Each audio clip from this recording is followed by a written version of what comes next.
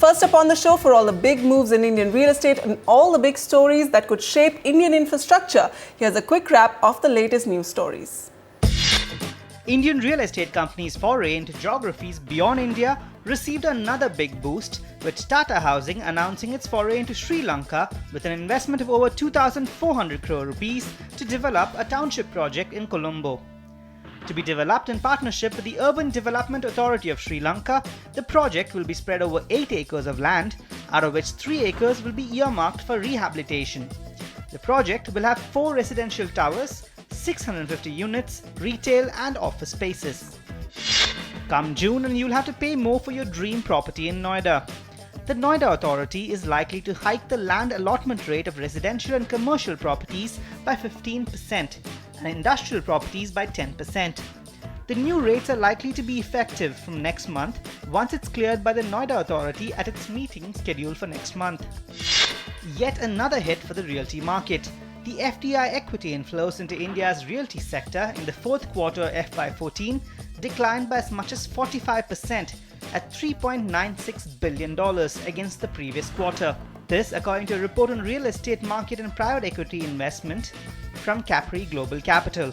However, real estate dominated the private equity landscape in 2013, accounting for 12.7% of deals concluded in 2013 as per the report. After public sector enterprises, it's now the turn of public sector banks like SBI and PNB to look at monetizing the surplus real estate assets. These banks need to meet their rising capital requirements, estimated to be at about 8 lakh crore rupees in the next 5 years. The option to leverage real estate assets was discussed at a review meeting chaired by the Finance Minister P. Chidambaram in the Finance Ministry. The proposal is to assess the bank's disposable real estate assets and create a special purpose vehicle for holding them. The SPV will raise capital by issuing bonds or by listing on stock exchanges on the strength of the assets and the rental and lease incomes. Each PSB will set up a holding company to raise capital from the market directly.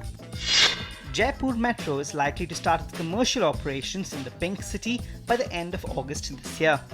The trial run of this 4th metro rail project of India is expected to begin in July on the 10-kilometer route from Manasarovar to Chandpole under Phase 1 of the Jaipur Metro Rail project. Construction on this stretch started in November 2010.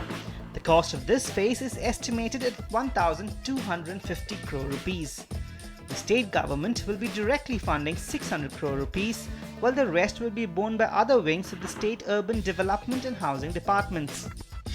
The Chennai City Corporation's plans to white-top most roads in the city have found very few takers.